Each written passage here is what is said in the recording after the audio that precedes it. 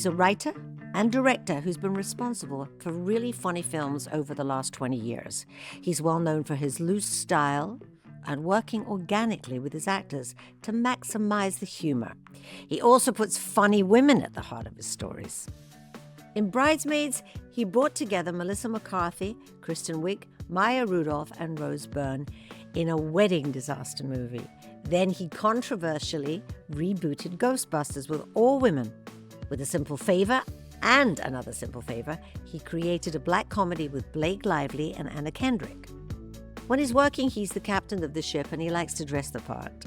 I mean, he actually is rarely seen anywhere in anything other than an immaculately tailored three-piece suit.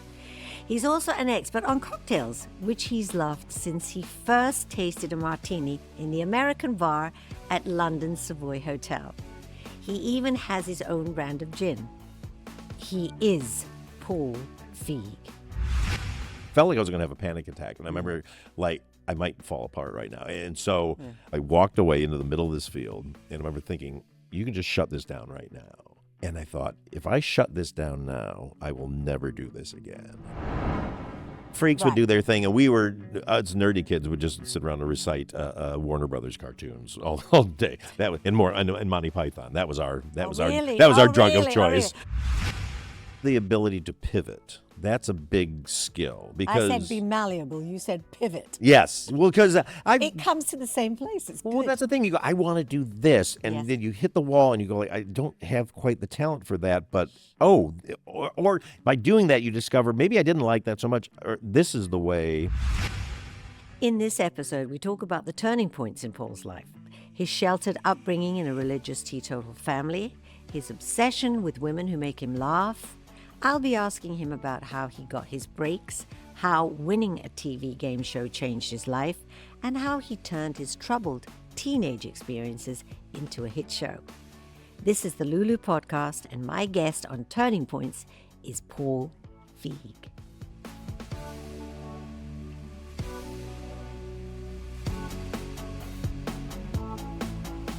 Paul, it's so nice to have you here. Lulu, I'm in awe. I'm a big fan, so this means a lot to me. You're an Anglophile, yes. So you like anything and everything that's British. Well, not anything and everything. Yeah. I'm trying to be, what is the word? Not facetious. I'm trying to be self-deprecating. Oh, there you go. Oh, nice. Well done. That's okay. That's the key. I will. I give that to you, my friend. So, Paul, I know you as an incredibly successful film director who's made a niche for himself.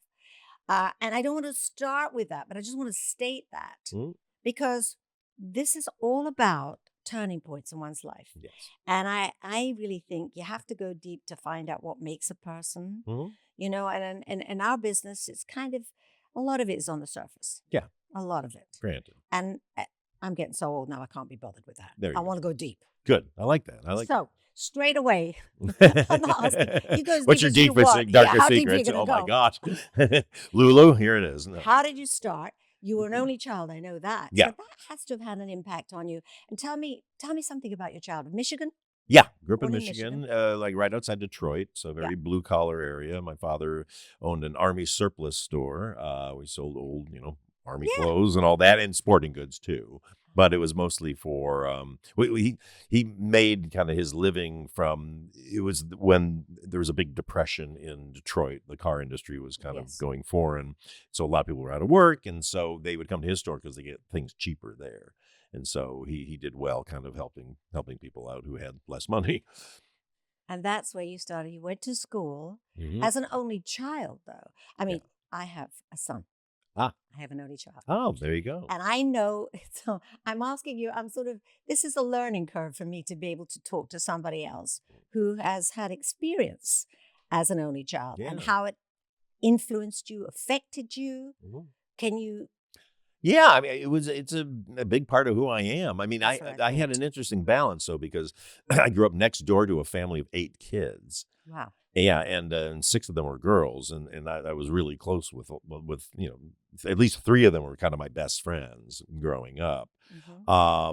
So I kind of had a family dynamic, and yet I could escape it. So it was kind of the best of all worlds. You certainly did. I had my own bathroom. I mean, I didn't have to share a bathroom with anybody other than my parents because we only had one bathroom. But I didn't have a bunch of brothers and sisters because those 8 kids were sharing 1 or 2 bathrooms. Everything. Yeah. With you. Very good. I believe you were bullied at school. Oh, yeah. And how did that affect? Weren't we all? Weren't any of us who went into the arts? No, I don't think there is anyone who wasn't bullied. Yeah, no, I definitely had a lot of bullies. I mean, I was taller than all the other kids, and all my bullies were short. Yeah, you were wrong for having. Oh, how dare I? And had a big nose and big ears, and so just a big target. But also, all my bullies were little short guys. Of course, because would you David agree? and Goliath? Yeah, I would say Napoleonic complex. Definitely. Well, they knew I wouldn't fight back because I was this big kind of just funny, gangly guy who. Were you always funny? I tried to be. Other people could tell you if I was funny or not, but you got laughs. Yeah, I did. Well, I actually, I at one point in my life, I got laughs when I was like in junior high, beginning of high school, because I was really into Steve Martin. But nobody else. I love Steve. He's the greatest. But nobody knew his work then. So I had gotten a hold of one of his albums early before anybody in my school knew about him. And I memorized the album, and then I would just do his routines.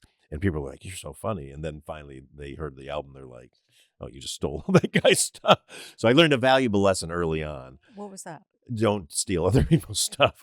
Well, maybe comedy. But exactly. I think we're all in, I don't know. I think we're influenced, so we emulate. Well, you find your voice by copying other people's voice as performers, because I was a stand-up comedian and an actor and stuff. That's how you get comfortable in front of the audience, and then you start to find the comfort of your own voice. You start to build the confidence. And you get the confidence, then you learn that you may try something different. Yeah.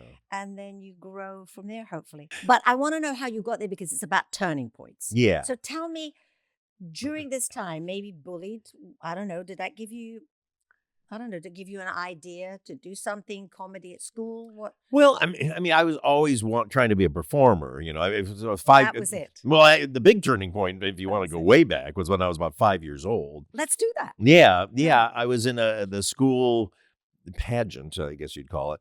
And a pageant to me is a woman walking about with the swimsuit. Exactly. No, it wasn't that. No, it was that like the the big recital or whatever. Right. But it was more like a school play. I don't even know what it was because we were all so young. Yeah. But I was cast as the lead elf in this thing, a very dumb play about all these elves and Santa and stuff. And I was the skeptical elf who didn't believe in Christmas, and they all had to teach me what Christmas was about. And so my father, who owned an army surplus store, they said at the school, all the parents have to make an elf costume for each of their kids. Oh, God, so I've been that parent. Yeah, well, yeah, exactly. And my dad's like, well, I don't know, for God's sakes. That would be me. Yeah, that would be me. Totally. So he's like, well, let's go down to the store. We'll put something together. Yeah. So he gets me these, finds this pair of it's called OD green, olive drab green, which is military, Yes. So these boxer shorts, puts those on me like a t-shirt and these suspenders. And then he didn't know what to do for the suspenders, shoes. if I could just interrupt there. We call them braces. Braces, yes. I know. Oh, there's going to be so many things I say wrong. Exactly. No, not wrong. Just slightly different, and that's colorful. Exactly. I like it. That's the differences are great. And they found me this a green knit hat, and my mother got like a cotton ball and put it on top. Oh. And then he didn't know what to do for the shoes, so he got me these big army socks that were really long and green. And he said, well, they have to be curly at the end. So he got these 2 pieces of foam and put them in the front. And then I put these socks on. So clever. It was very clever, I thought. But my feet were about 2 feet wide, 2 feet long and curled up. Yeah. So we get to the pageant and, wherever it was in the gym, they were showing in the gymnasium. And all the other kids look like they come from the most professional costumers you've ever seen. Because their mother bought everything online or not online. Bought or they are good at sewing. In. Exactly. So I show up like that. So the play starts and all the elves are there, and then I'm supposed to have this entrance where I come out as the skeptical elf. And I walk out and the audience goes crazy, laughing at me, but all I heard was laughs. Success. And I was like, I want to hear these kind of laughs my entire life. And it just something went into my head. Yeah. So that you would say was your turning point in going into, which we haven't spoken about, because your films are fascinating in as much as they're comedic, Mhm. I would say. Yeah. Yes, agreed. Yeah. And the serious parts too, but there's comedy there, strong comedy, and mostly women, which is something I think all the women in the world, and especially the actresses, are grateful for. And that's where you've set your niche. Nobody else really does that. That's Right. really your thing. Yeah. But how did you get there? I mean, so that was it. Ping, I want to hear laughter. Ping, I Yeah. want to be in comedy. Mhm. How did you do that? What happened? It was a long road of just kind of, I mean, I was doing all the plays and drama club and all that kind of thing. And when I was 15 years old, there was stand-up comedy was just becoming big then because there was a show in the U.S. called Make Me Laugh. And it was basically, it was a game show where they had 3 different comedians and they would bring out a contestant who would then sit there and they had to listen to the comedians do a 1-minute routine Right. and not laugh. And whichever comedian made them laugh, then they'd lose or whatever. But it was all just an excuse to have comedians do it. Right. It's just a platform. Yeah. But for some reason, that made stand-up comedy suddenly become kind of front and center in people's minds. And so all these comedy clubs opened up. In, kind of amateur comedy, like in bars and stuff like that. And so I was like, I want to do that. I want to do that. So I did at 15 years old. This biker bar, very rough part of Detroit, had a comedy night. My parents took me down there and got me in. I was too young to get in the bar since my parents they thought it was funny that a 15-year-old was there. And I got up and did my act, and it was terrible, but I got laughs. Again, I think they're laughing at me, but I was, I was just happy to hear people laughing. And so that's what kind of got the bug going. And then I started doing stand-up off and on. And then when I moved to California to be a tour guide at Universal Studios, then I started doing stand-up comedy at the Comedy Store. And get close to the movie studios. Yeah. Well, that was a big turning point too, was getting this job as a tour guide, because I'd finished my freshman year of college. And then wanted to go to Hollywood. I just wanted to be an actor. That was my only thing I cared about. My father had a friend who lived in California who sent me a copy of Variety. So ping, exactly. Ding, exactly. ding, and I called all the studios. They had their numbers. And like, do you need actors? And I'm like, no. And then, then we need CPAs. And like, okay, well, that's not me. But the Universal Studios I called and they were like, well, we need tour guides. And so I jumped in my car with my next door neighbor and drove cross country. Would you do comedy on the tour guide? Yeah, I would. And I'd get in trouble for it too.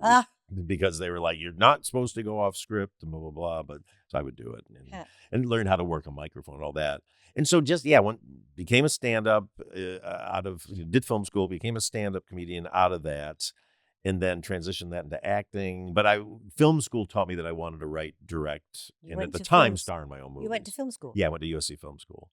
Yeah, which was, eye-opening. I mean, had I to do it again, I don't know if I would have gone to film school. I would have rather gotten like a psychology degree because I think it would help with writing and all that kind of thing to understand human nature. Fascinating. But I would think going to film school is going to help you translate whatever you want to say or do or write or, film. Well, it taught me a lot. I kind of came into it sort of like a dummy. And your CV would sound impressive. Yeah, but done the work. Yeah, but as like a performer, an artist, like a college degree doesn't really mean much unless you're going to teach, So, but I did learn a lot there, but I learned more when I finally funded out of pocket, like my first little feature film. Tell me about that. Yeah, that was. How did that happen? That happened. I'd been an actor. I finally made to become like a working actor, and I was a regular on like a series regular on like 5 different series over the course of several years, and they all got canceled. Of course, as they do.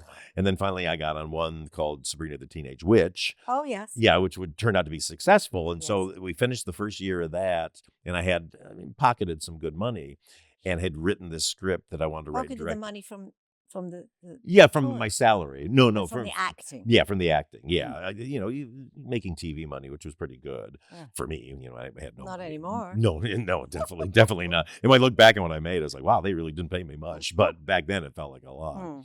So I took that money and I'd written this script that I was going to write, direct, and star in. It took place in a field, just 4 people showing up, waiting for a UFO. and funded that out of pocket and wrote and directed it and starred in it. And, nobody's ever seen it. It's my house. That must have been expensive, though. It was like $35,000, which at the time was all the money I had saved up. But that got me the confidence to know that I actually could do it. And I would say it taught me more than film school did, because I had to do everything, myself. Right. Was that a turning point of sorts? It was made.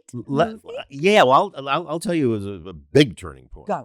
Was when I was making that movie. It was I had to shoot it in like 6 days. I didn't have any money, and there was no time and not enough film. So I had it planned out to the nth degree, had it all storyboard and everything. So the first day shooting goes really, really well. And I'm like, I've got this, because I was really nervous going in. I would think. Yeah. So then the second day, and I had hired as my assistant director a friend of mine who was kind of a professional in the business.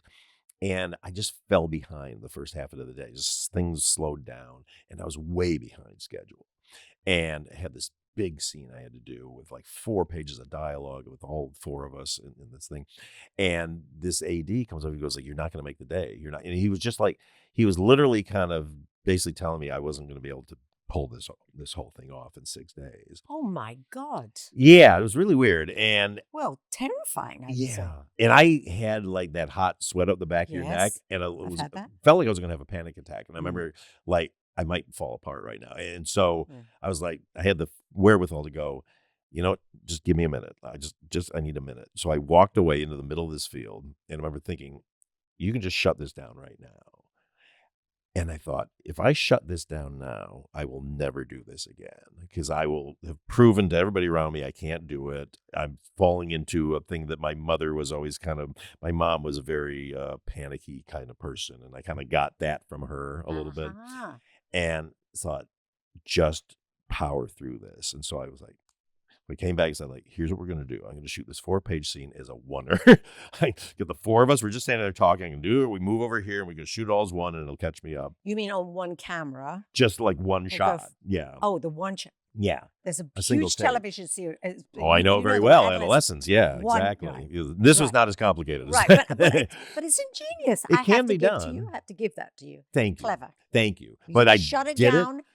Powered on. Yeah, exactly. We got it. It came out. The take was really good. And I went over him. I said, like, see, I can do it. And that was it. I never had that kind of almost panic attack moment. So it was really solved a big problem for my life, because my mom was a very panicky person, and I kind of got that from her. Too. Yeah. Me too. Yeah, we did. You just want to fall apart sometimes. It's like, can't do it.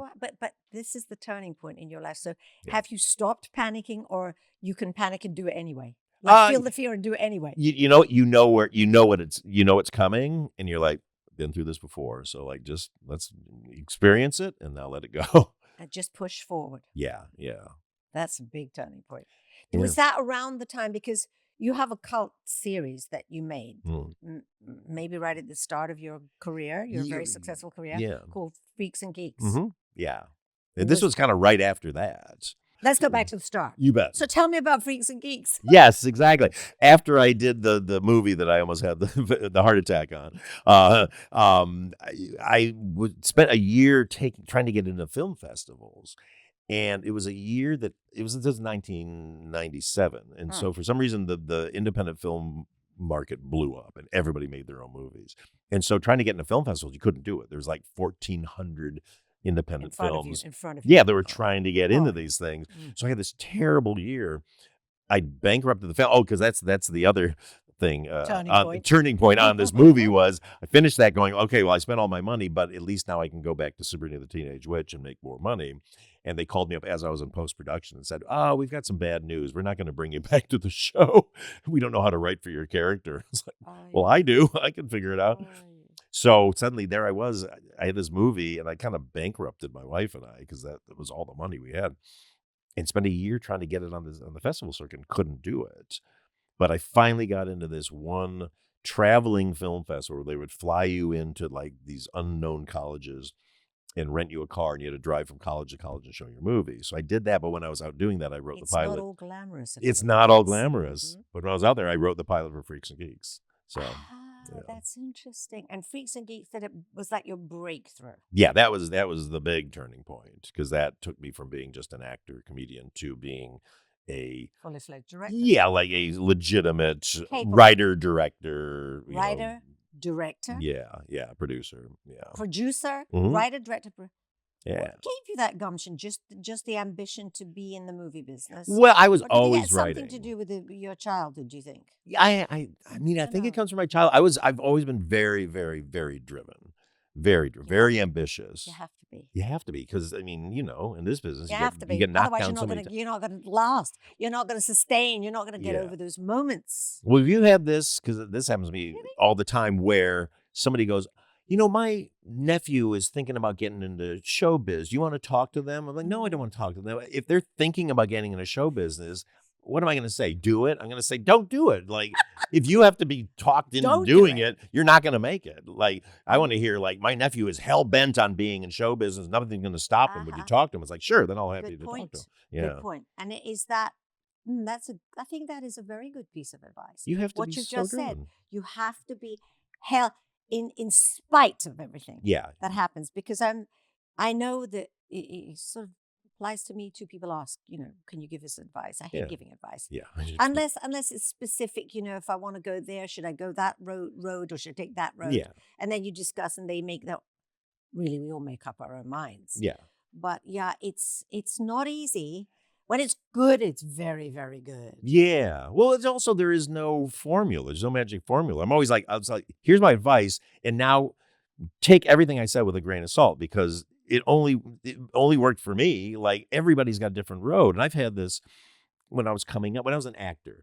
This is an example of what happened once, because there was a game show that was coming on MTV at the time. I forget what it was called.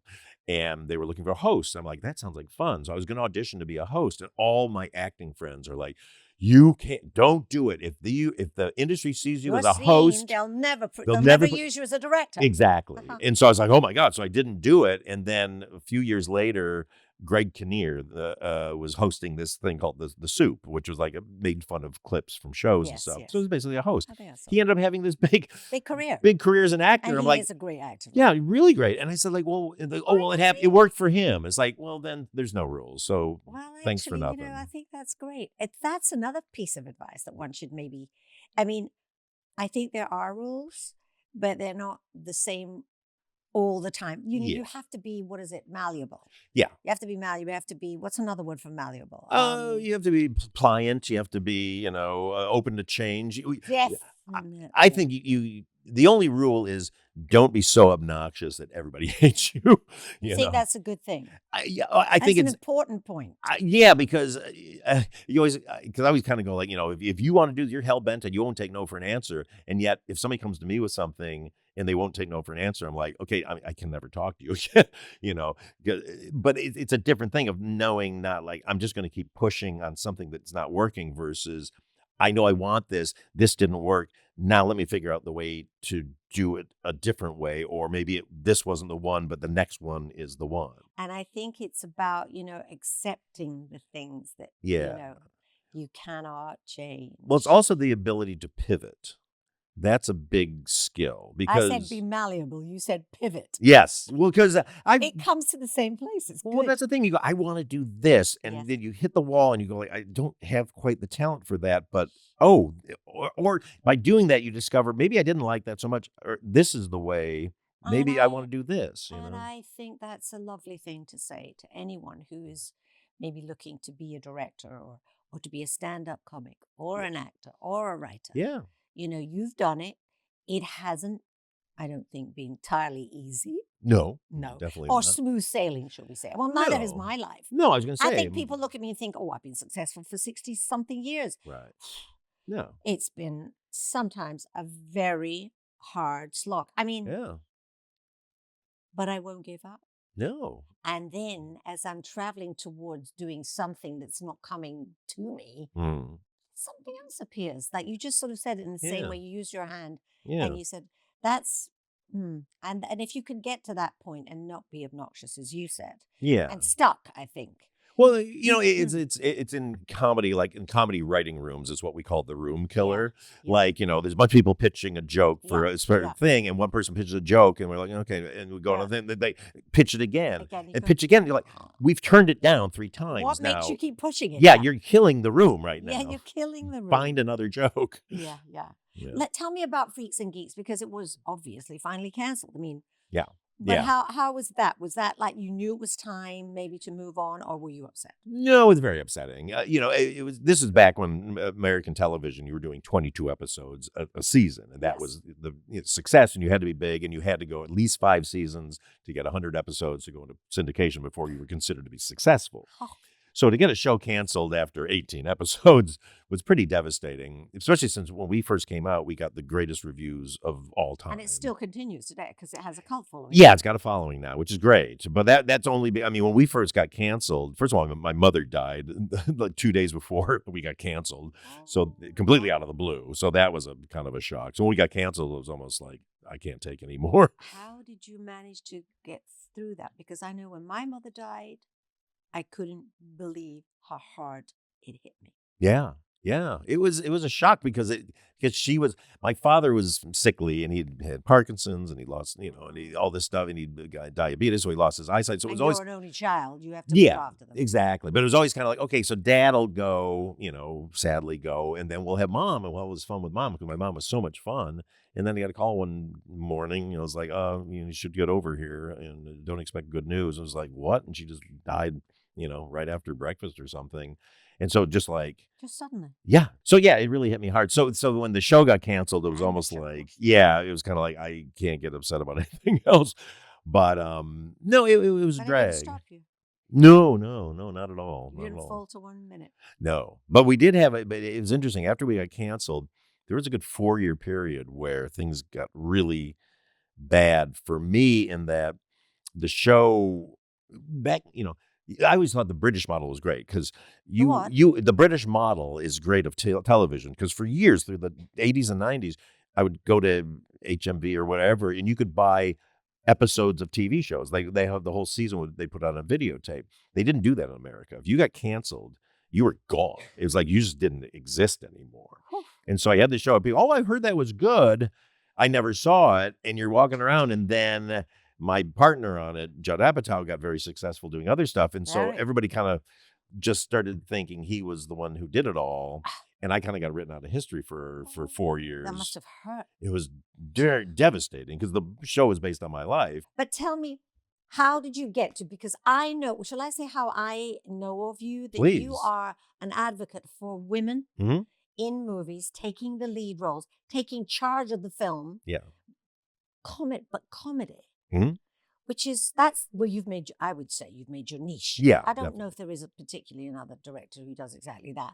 And I want to bless you and thank you.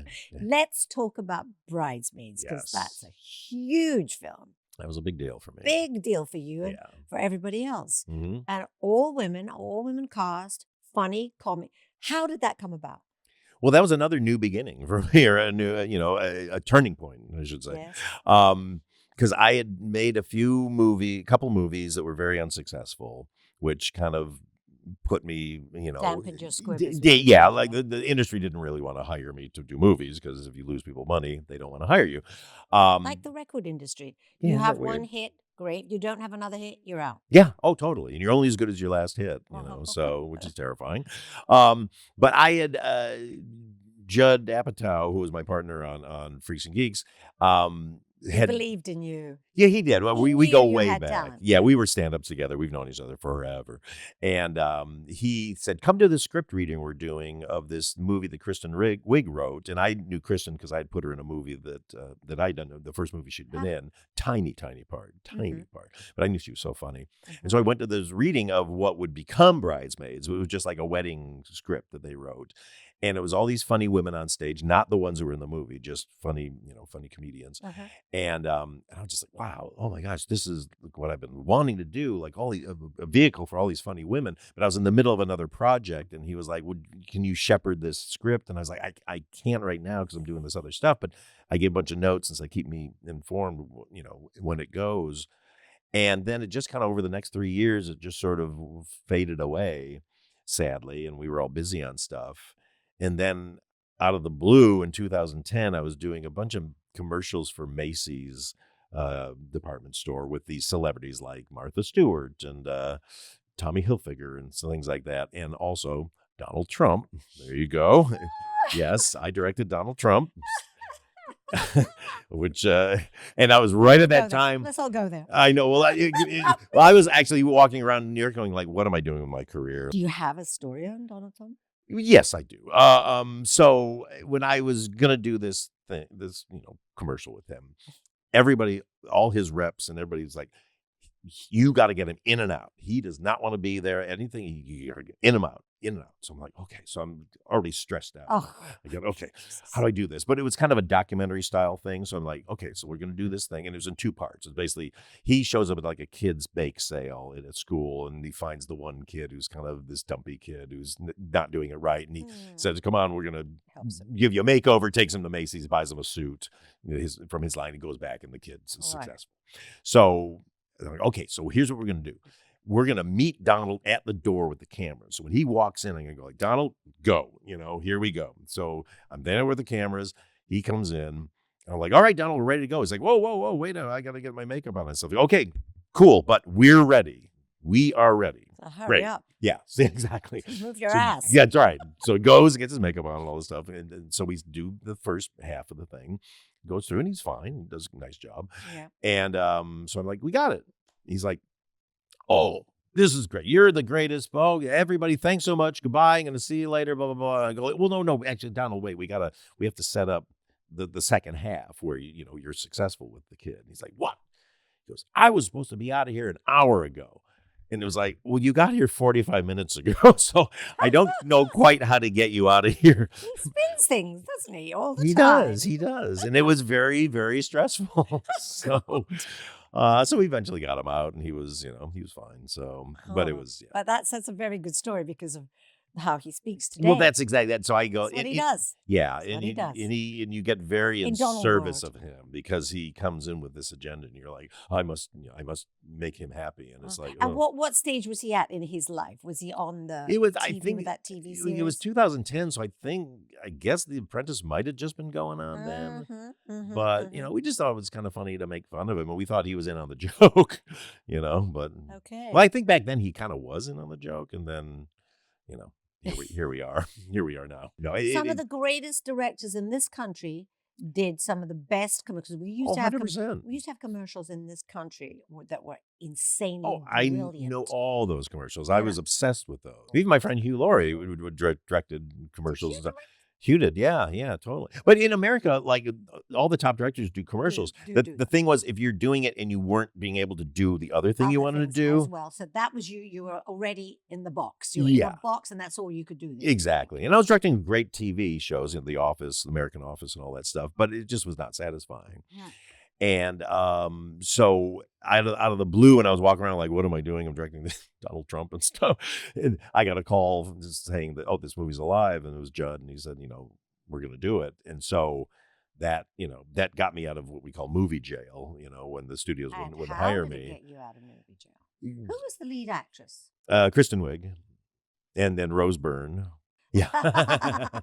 They were amazing women in that. Yeah. Oh my goodness. Amazing women in that film. So Melissa McCarthy and Wendy McClendon Covey and Ellie Kemper. By the way, Melissa McCarthy has sort of intimated that you might do a follow-up. It's a spy. Is that or not? Well, I have to write it, so hopefully. Yeah, we've talked about it. Yeah. Again, I don't want to do anything if I don't think it's going to be awesome. So, and sequels are very scary because if the first movie worked, it doesn't necessarily mean a follow-up's going to work. No, everybody thinks they want a sequel, and yet. One has to be extra careful. Yeah, exactly. We've seen so many unsuccessful sequels. That have fallen flat, Yeah, or you go see and you're like, I wish they didn't make that. So my goal in life is don't do that. Ironically, I have a sequel coming out that we'll talk about later. You can talk about it now if you want to. No, I want to keep on our trajectory and then we'll get to it. Well, okay, so then we were talking about Bridesmaids, and that's a turning point in as much as it How successful was that film? It was very successful. It made almost Tell us. $300 million worldwide, just under that. But the thing with that movie was, it was when we were making it, we were being told if it doesn't make $20 million opening weekend, it'll be considered a failure. A failure. Yeah, exactly. And at the same time, all my female writer friends were inspired by we were going to make this movie about funny women. They were out pitching scripts with other funny women, and they were all told we have to wait and see how Bridesmaids does. Which is ridiculous. So you were the benchmark. You yeah, You are now the benchmark. So no pressure, right? No pressure. So like if the movie bombs, I've ruined everybody's movies life. for every woman in the world. Every female in this business. Yeah. So it's like, well, this is great. And then it worked. It worked, yeah. Because the morning of coming out, I got a call, this dire call, like, oh, it's only going to make $13 million. So I was like walking around the house, despondent. And then by the end of the night, it was made $24 million. And, Fantastic. So. I mean, it is incredible. I mean, it is interesting that you are, mainly, I would say, your thing has been writing for and directing women, and that. Can I go to Ghostbusters now? Please, yeah. Because you bet. that was a crazy, fantastic idea, as far as I'm concerned. Yeah, I was happy with it. I think there was a lot of people disagreed with that. There was a lot of backlash. Original. Yeah, a lot of backlash. Yeah, the original. I didn't realize the original was such canon to such a large group of guys. Because I was just in film school when it came out. We went and saw it opening night and thought it was the funniest thing we ever saw. Yeah. But I didn't realize that a bunch of younger boys grew up with that as this religion of theirs, really. And so when I came in and said, I'm going to remake it with women, which I thought was a great idea, and I still am very happy with it. But the backlash was insane, in a way that I never experienced before. Because, Bridesmaids, people really love Freaks and Geeks, and people love Bridesmaids, and, The Heat and Spy. So everything was really nice on the internet. But of course, the internet will eventually turn on you. And it did. And I was really green at how, because it triggered all my old bully emotions.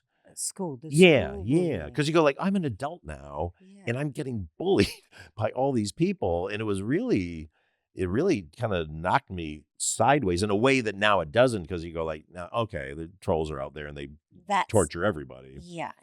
I mean, Taylor Swift, I think, did the haters. I love the way she coined them. There will always be. Yep. There will always be. Anybody you meet, anybody who has any success has an army of people that hate them online, and you're just like, I don't read anything. You good? Don't. I'm telling you, it's awful. Anyway, I'm 76, so it's hard for me to keep up with it all anyway. So it's like, this is not the most important thing in my life. Yes, exactly. But I think it's kind of, they have nothing else to do. Yeah, well, that's somebody told me Pitbull had some quote. He said to somebody, he goes like, "Why do you have social media? Like, why do you want all that negativity coming into your phone?" Yeah, and I was like, God, he's right, because we're artists. Like, there could be 100 comments, "We love you," and then one like, "You're terrible," and it's like it ruins your whole day. That's the one you focus on. Of course, I know that, but and still, what is great though about a character like yourself. And I think I certainly like to be around and hear stories about people who have had a hard time. I interviewed Gary Barlow the other day. Yeah. And I mean, some of the things he's written about, and he personally told me about the people, the names because they thought he was responsible for his bandmate Robbie's demise, whatever. Right. Responsible for everything, they thought. Yeah. But in fact, he's such a good guy, and it really hurts. I think it's best not to read them if you can. Yeah, you try to avoid it, but sometimes you can't always avoid it. Yeah, and sometimes people go, "You should look at this," and it's like, don't tell me about what they said about you. Yeah. Then you blurt it out. Yeah. I mean, look at Beyonce. She is the most famous, one of the most famous women in the world, and she has constantly,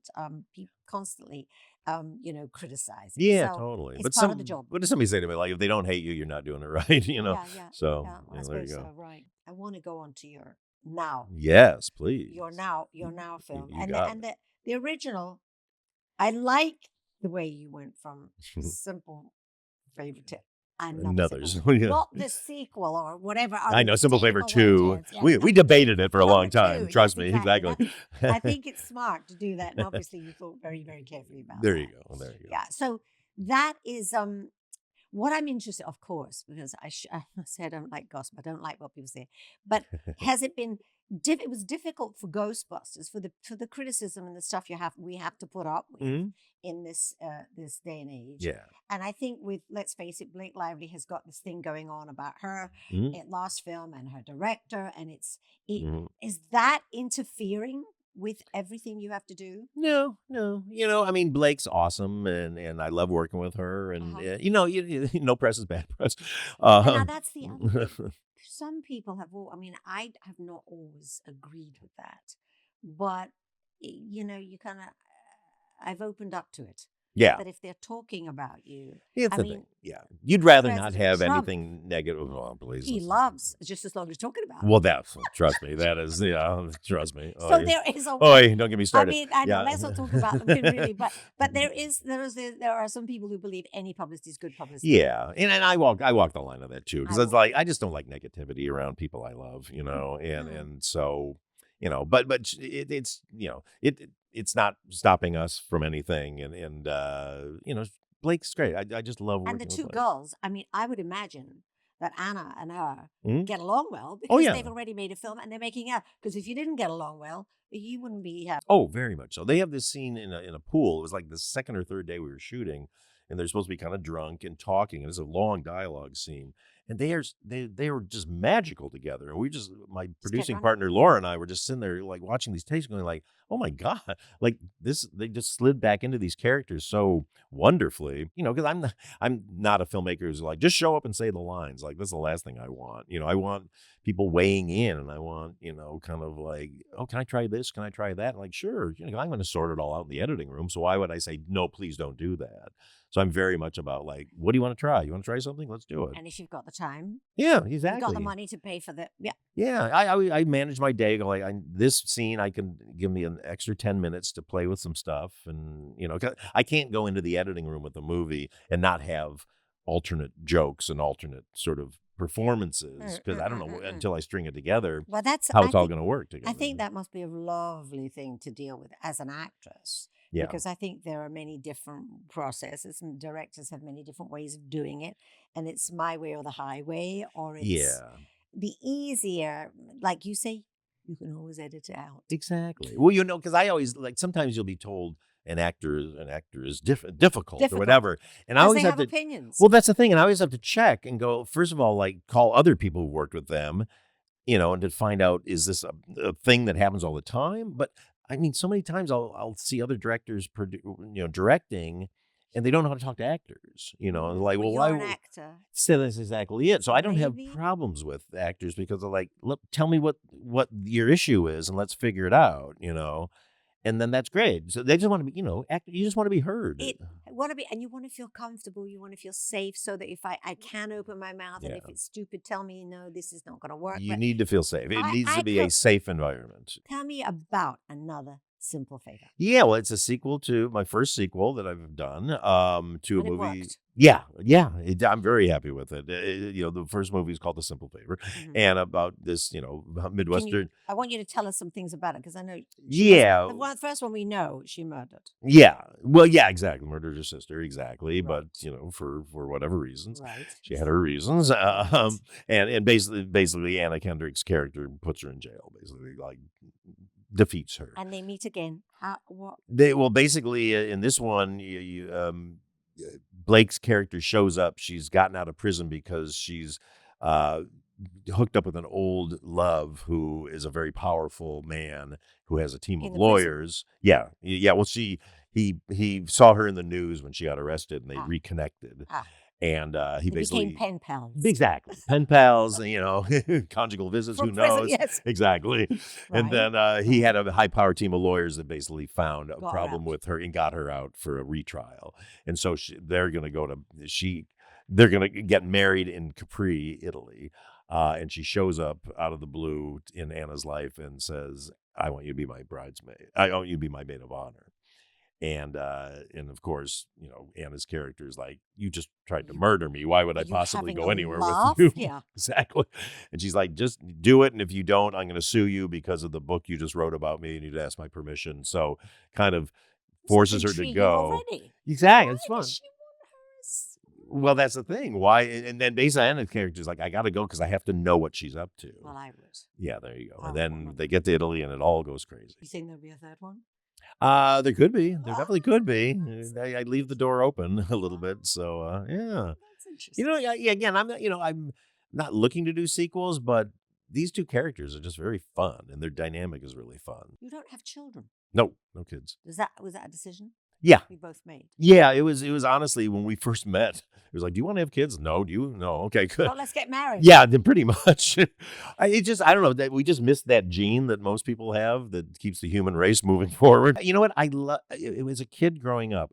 I was so many times like an artist or an actor or a comedian who I loved. They're retiring from showbiz to spend more time with their family, and I was just like, what does that mean? I don't understand that. I know. Well, first of all, I don't understand the first word. Retiring to me is a dirty word. Yeah. I don't ever want to retire. Who wants to if retire? I don't have to. No. And I mean, I know lots of people who have worked their asses off all their life, and finally they get to retire, and all they want to do is play golf. Yeah. But then there are those who retire and they just kind of disintegrate. Yeah. Well, I think you only retire if you don't love your job. Maybe that's the key. Mm-hmm. I think that's what it is. Yeah, because we're just like, please don't make us Oh, retire. no, I'm waiting to be discovered. There you go, exactly. 76. There you go. Come on, man. Look at you. Do you have any challenges in your mind that you want to attack or address? Maybe your next film. Well, yeah. I mean, everything in front of me is a challenge because, like, how do we make sure we don't make a movie that people don't want to see and that is not successful? So, and that is the hardest thing in the world is picking projects. There's nothing more frustrating for me. Like, I got 2 movies coming out this year because I just shot a new one that's coming out at Christmas time. Wow. Called The Housemaid, based on this really popular book. But I mean, just finished that. I'm in the middle of production. People are like, so what are you doing next? It's like, oh my God, let me finish the one. I always want to challenge myself. I 100% agree. That's why I don't do the same movie. I just, even though everything has a comedic, connection. Bent. Yeah, I do different genres. I don't want to do the same thing over and over again. When people are like, well, you make Bridesmaids, you should make more romantic comedies. Like, no, I did that. I want to do a horror movie. I want to do a Western. I want to do a sci-fi epic. I want to do a musical. That's the challenge. I'm with you. Like, to not be challenged, just go like, okay, this is what I do, is like, oh my God, boring. that's the reason for living. It's because I really feel like, well, for me, it's the reason for living, to be challenged daily. I mean, not in ridiculously high mountains but just something I have, just take me out of my comfort zone, make me interested in something else. I have to work at it and, will occupy my mind. And I won't be just left on my own, in my own head, thinking about me. Well, you want to discover new sides of yourself. That's what's always so fun with a new genre. Yeah. And go like, oh, I didn't realize I could think of something like this. Because I had no education, no formal education. And so, like I mentioned the fact that I think troubling is an education. Yeah, education. Very much And so. I think to be challenged with a new, and even though I'm sure people think the work that I do must be dead easy and there's nothing to it, there's a lot of work goes into everything if you want to do it well. Well, of course. But you have to hide, it's to make it look like it's easy. It's in comedy what we call sweaty. You go like, Sweaty. oh my God, oh, that's so sweaty. Like you see somebody working so hard to be funny. You're like, oh my God, just Relax. make it look easy, please. Relax. I know it's hard. Don't make it look hard. Just deliver the lines. Yeah, exactly. Deliver the lines. Read the lines. Oh my God. They're funny. I know it's when you make a movie, you have day players that come in, and they're always wonderful, but those are the ones you come in, you want to make your mark. And I'm always just going like, do less, just do less. And I think that's so important. It's so important to have the sound up or sound down. Do less or give us a little bit more. And if it's kind and if it's it's for the benefit of the whole thing. Yeah. You're going to come out looking okay. Please tell me, up or down. That's when I was More or less. When I was directing television, there was one actor I worked with who was very, very challenging. And and he was very funny. Would do something and do 2 takes of it, and then I'd go like, "Oh, try this." And we got it. No, I know, but we got it. It's like, well, Yeah, okay, great. I could probably make you 10% better than you did something great, but don't you want to go another 10% better? That's trust, isn't it? Yeah, exactly. And then some people are just miserable. They just don't want to be there. There's that Then too. there are those. Yeah, there are those. But I think a big thing is if you're gonna, I don't know. I'm making this up as I go along. But an actor who goes, we got it. He either felt he was absolutely in the pocket and he'd thought this through and he doesn't have anything else to give. And he doesn't feel in a generous mood to give you something that you might use rather than it's about control. trust. It's trust and control. It's control. Yeah. Trust is a bit softer, but yeah, it's both of those. Yeah. Well, I always try to tell filmmakers, young filmmakers, don't be control freak. You don't, Now that's what I hear about you. You're not a control freak. No, I mean, I want to be, So but I've why? had enough times when I try to control things and I control it so much that I realize I just Suffers. I cut off the natural talents of the people I'm working with. Because I know some actors and they worked with this writer-director who was, known. And they were brilliant improvisers. And so I was like, God, you guys must have so much fun together on this. They said it was a nightmare because this guy would not let us deviate one word from the script. And I'm like, well, why would you hire them to do it then? When you know their talent, a big part of their talent. That's what they do. Why is would you cut that improvisation. off? Yeah. So I get very frustrated. So I would say my mantra is you have to have the confidence to have no confidence. You have to go in going, I know exactly what I want to get, and then go like, oh, they might be right. Let's try their way too. That's the key. They may be right. Let's just try it. Because as you mentioned before, I edit the thing. Yeah, I don't have to use it if it doesn't work. But I can tell you how many times something that happens on the set and I'm like, oh, God, why did they do that? That was terrible. And okay, we got that. Yeah. I get in the editing room and you're like, my editor put it in and he's like, this is great. And I'm like, you know what? You're right. That's better than what I thought I wanted. It happens. Yeah, because it's coming out of them. They're the performer. They're naturally doing it. It's not coming out of my brain, making you act like me.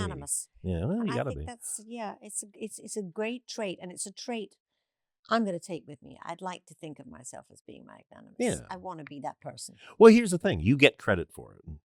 You know what I mean? I say, like, nobody knows that I did it. Totally. I go, I still get the credit for it. So, I love it. So only so generous, right? I love that. I think that's a great note to finish on. Thank you so much, Paul. Lulu, it's been an absolute honor. Well, that's been an honor here, too. Thank you. Both ways. Thank you.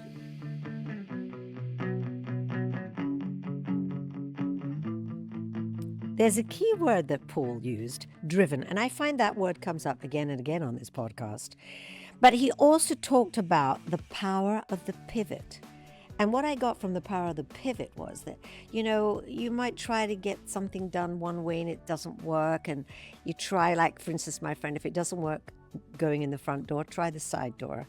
Or can't get in the side door, go around the back door, maybe the window. But really, it's all about being prepared to change tack because it worked for him, let's face it. And wasn't it amazing how he talked about being bullied at school and those bad times he used for his own shows? It's interesting how life can present gifts to you in that sort of negative package, but he turned into a positive. There are more details of our conversation in the show notes, but if you have any questions on anything you want to talk about, then drop me a line.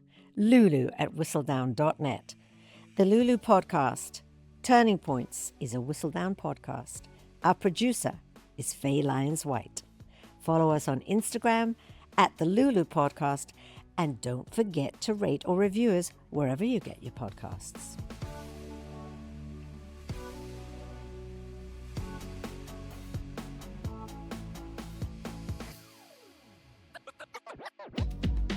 Oh, just before I go, let me tell you about an amazing new podcast from Whistledown.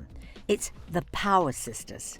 They are Rachel, Elaine, and Caroline, 3 of the sassiest, most single-minded women you'll ever meet. They're old school friends and mentors for life, and they're so funny. I mean, money worries are when you difficult in a can't relationship. pay the bills, you cannot have a healthy relationship. Shall we take away your salary? My mother is, of age, and she's still looking. Yeah, your mum looks gorgeous. amazing. Where are you going? I said, I'm recording a podcast. Oh, yeah, you, Auntie Rachel, trying to be famous. Yes, we're not trying. We're not trying. We are. I said, you're rude. We're not trying. Welcome to the Power Sisters. That's Power Sisters. Listen to them on Spotify or wherever you get your podcasts.